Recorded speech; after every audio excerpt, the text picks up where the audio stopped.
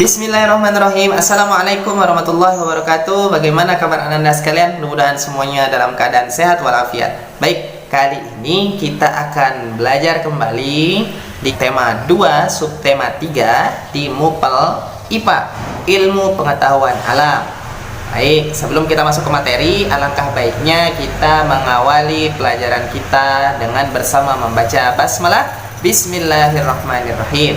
Silakan buka bukunya di halaman 124, buku pena terbitan Erlangga. Kali ini kita akan membahas manfaat adaptasi makhluk hidup bagi manusia dan lingkungan. Manfaat tumbuhan bagi manusia. Contoh yang pertama yang tertera di buku ini adalah lidah buaya.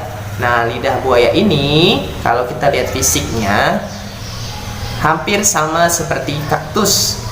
Ya, dia berkulit tebal, kemudian seperti ada lapisan lilin di bagian luarnya, kemudian berduri. Nah, ini fungsinya untuk mengurangi proses penguapan, dan tumbuhan ini bisa bertahan hidup di lingkungan yang kering sekalipun. Lidah buaya ternyata sangat bermanfaat. Yang pertama, salah satu contohnya adalah dapat menyerap polusi udara. Kemudian yang kedua, dia juga bisa dikonsumsi oleh manusia. Contoh minuman lidah buaya, ya, atau nama lainnya aloe vera itu ya. Nah, kemudian dia juga bisa untuk menyembuhkan luka bakar. Ada juga yang memanfaatkannya sebagai bahan pembuatan shampoo atau minyak rambut. Nah, ternyata lidah buaya sangat bermanfaat. Ya, Masya Allah ya. Kemudian yang kedua, tumbuhan bakau. Tumbuhan bakau ini, atau biasanya kita lebih mengenalnya dengan mangrove, hidup di daerah pantai. Nah, tumbuhan bakau ini memiliki akar tunjang yang berfungsi menahan terjangan ombak yang menuju ke daratan atau yang menuju ke daerah pantai. Nah, tumbuhan bakau ini ternyata bermanfaat bagi lingkungan, kemudian makhluk hidup yang lainnya. Nah, akar bakau berfungsi mencegah abrasi di daerah pantai. Nah, ternyata perairan yang ditumbuhi oleh tumbuhan bakau ini juga bisa menjadi ekosistem bagi makhluk hidup yang lain, seperti ikan, kemudian udang, dan lain sebagainya. Oke? Sekarang kita bergeser ke halaman sebelahnya, 125. Manfaat hewan bagi manusia dan lingkungan. Yang pertama, cacing tanah. Siapa yang tak kenal cacing tanah? Cacing tanah adalah hewan yang paling sangat mudah sekali kita dapati ya. Apalagi yang hobinya memancing. Nah, biasanya pasti mencari umpan dengan menggunakan cacing tanah. Nah, cacing tanah ini hidup di dalam tanah yang lembab. Cacing bergerak dan mencari makan di dalam tanah. Cacing menghasilkan kotoran yang ternyata kotoran ini dapat membuat tanah menjadi subur. Masya Allah. Nah, gerakan cacing di dalam tanah juga membuat tanah menjadi berpori atau berlubang-lubang ya. Nah, ini akan mempermudah penyerapan air ke dalam tanah. Tanah yang berpori tadi akhirnya mampu menyerap air dengan baik dan nutrisinya meningkat sehingga tanaman yang tumbuh atau yang hidup di tanah tersebut menjadi kian subur. Masya Allah. Contoh binatang yang kedua adalah domba. Domba merupakan hewan yang memiliki ciri khas. Apa itu? Ya, bulunya yang lebat. Ya, bulunya yang lebat atau yang tebal ya, rambutnya yang tebal. Nah, rambut itu berfungsi untuk menghangatkan tubuhnya saat suhu lingkungannya dingin. Nah, rambut domba ternyata juga dimanfaatkan oleh manusia untuk membuat kain wol atau pakaian yang tebal-tebal. Nah, sama fungsinya juga untuk menghangatkan tubuh manusia ketika berada di musim dingin.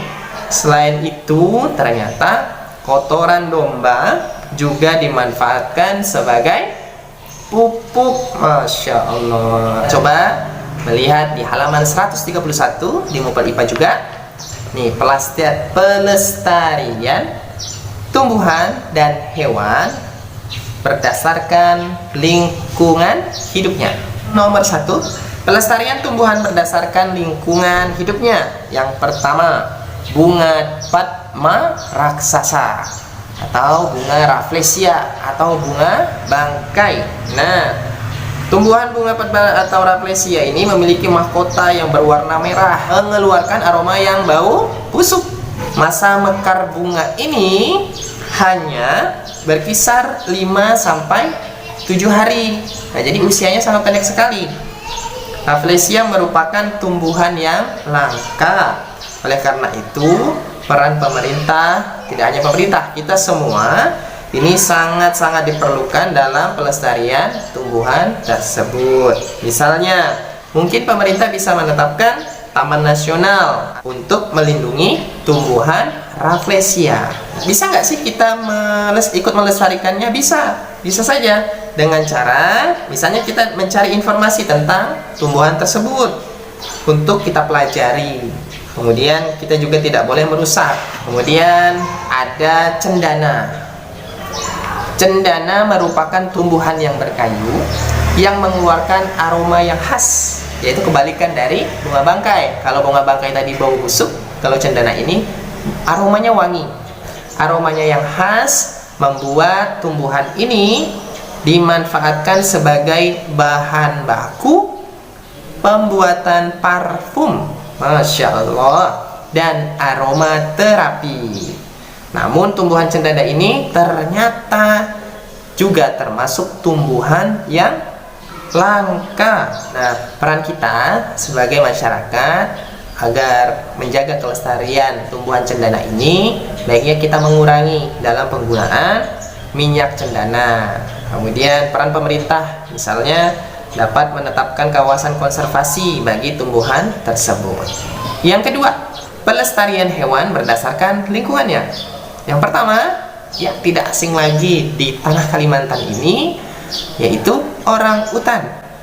Orang utan merupakan hewan endemik, hidup tersebar di hutan tropis, khususnya di negeri tercinta kita yaitu Indonesia. Ada di beberapa pulau seperti di Pulau Sumatera dan di tempat kita tinggal yaitu Pulau Kalimantan. Nah, namun sayang kali ini keberadaan orangutan sudah mendekati kepunahan. Nah, banyak sekali usaha-usaha yang telah dilakukan oleh pemerintah dalam pelestarian orangutan.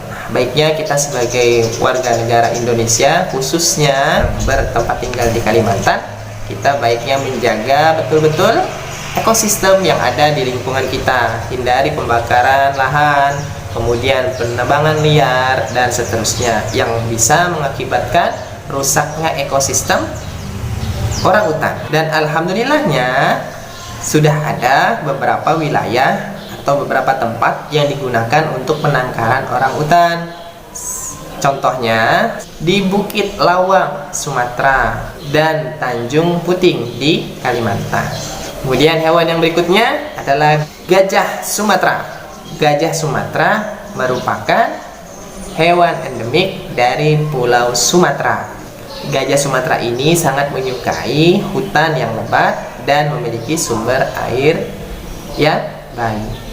Gajah Sumatera ini termasuk hewan yang terancam punah atau yang sudah langka karena jumlahnya yang semakin sedikit. Lagi-lagi penyebabnya adalah rusaknya lingkungan mereka atau rusaknya ekosistem mereka. Salah satu faktornya adalah terjadinya penebangan liar, pembakaran hutan, perburuan, dan berubahnya fungsi dari hutan tersebut menjadi tempat produksi. Dan alhamdulillah pemerintah kita telah melakukan upaya perlindungan terhadap gajah Sumatera ini.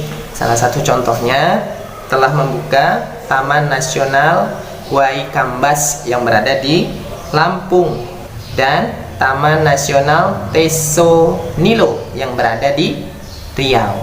Baik, materi kita kali ini cukup sekian. Intinya adalah kita sebagai warga negara Republik Indonesia harus menjaga kelestarian alam yang Allah Subhanahu wa taala telah karuniakan kepada kita sebaik mungkin.